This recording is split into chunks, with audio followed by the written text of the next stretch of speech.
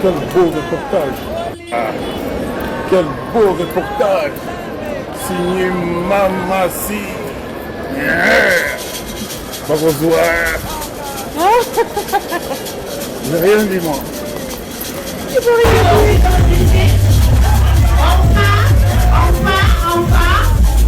Enfin, elle est là, enfin, la légende est là.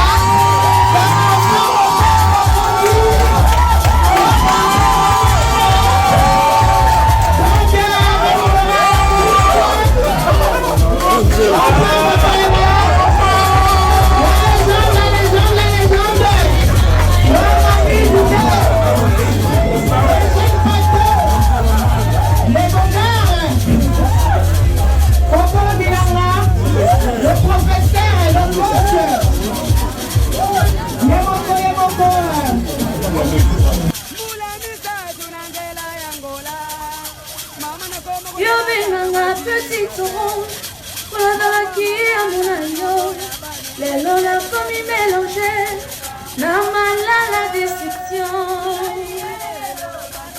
Gavoto na sali bien, mais là se retrouver entre les gouverneurs. Na croya Golgotha, après 3 jours peine à s'équiter. Ma voyant mon cocoli, les léos commis, le privé na malili, na kotangola na kotoko,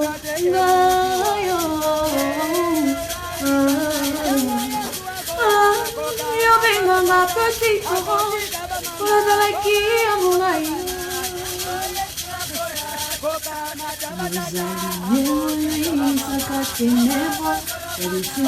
Ya motema nanga présence na yo gloko la console etangisa zangula na ya plaisir joli samba joli samba joli samba joli samba joli samba.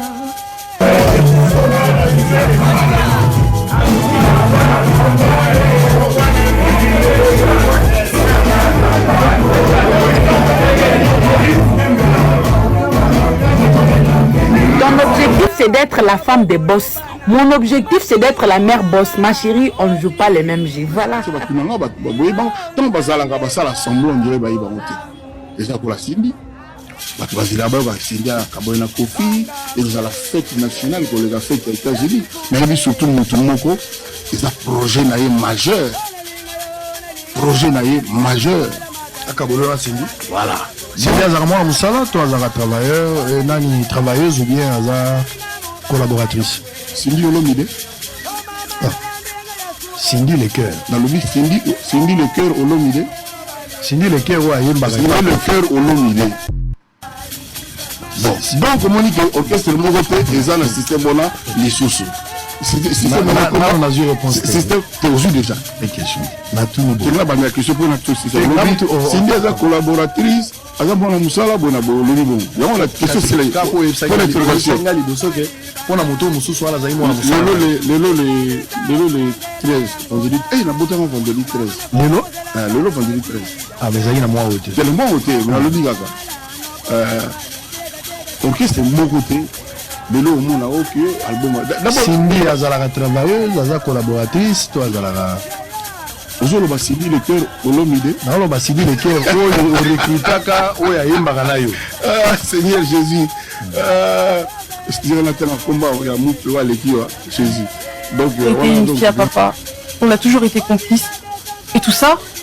Maintenant moi aussi hein, ça me fait ça fait mal, c'est désolant et tout ça. On est comme on est, mais l'amour est toujours là, je continue, bien évidemment c'est mon papa, on n'a qu'un seul papa, je continue de le porter dans mon cœur, je lui souhaite que le meilleur, je lui souhaite vraiment une paix et tout ce que son cœur désire, tu vois. Mais bon, moi je pense, comment je peux dire ça? J'ai confiance au Seigneur, j'ai confiance en Dieu, je sais que c'est un Dieu d'amour, c'est un Dieu de paix, et je sais qu'il fera les bonnes choses en son temps, tu vois. C'est le maître des temps et des circonstances. Moi, j'ai confiance. Je sais que un jour ou l'autre, ça s'arrangera. On trouvera notre accord, pas le pardon, tu vois. Même si, sincèrement, et là, je pense qu'il verra l'interview, j'ai déjà pardonné et j'espère que lui aussi de son côté, tu vois, parce que le pardon libère et avoir de l'animosité. Kosolola mopao mokonzi na kotanga kombo na ye na ye kosolola ye na memi ya bandeko vient na biso mopao likambo nini boye papa nini komela yo boye nini susuvie tomoni vient na biso mopao biso nyonso aza kolela na télévision na etando ike Del Piro Morino Del Piro mwana na ngai benga ngai mwana na ngai benga ngai mwana kufi te mwana azali na maboka mama na ye Alia soko za la posa Alia vie mopao benga ye luka ye okozwa ye mwana ko benga yo te avant mwana benga yo il faut aleka nanu pa mama na ye vie krake Alia vie aza kolela Alia masi likambo nini na ndako likambo nini masi ozomona mobali na yo te ndenge aza kolela mama Alia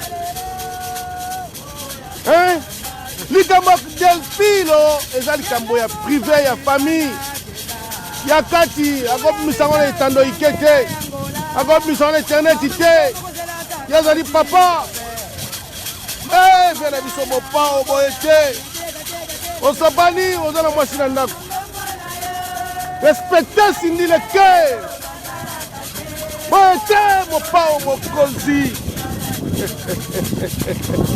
vi aza kolela Delphilo mwana na ngai benga ngai likambo nini Delphilo akobenga yo te leka kaka benga kaka mama Ali bosolo luka ye ekozala bien Delphilo kobenga ndenge bana poto bana mama bana na biso bandeko indio vena biso mopa aza kolela mwana kufi te Delphilo benga ngai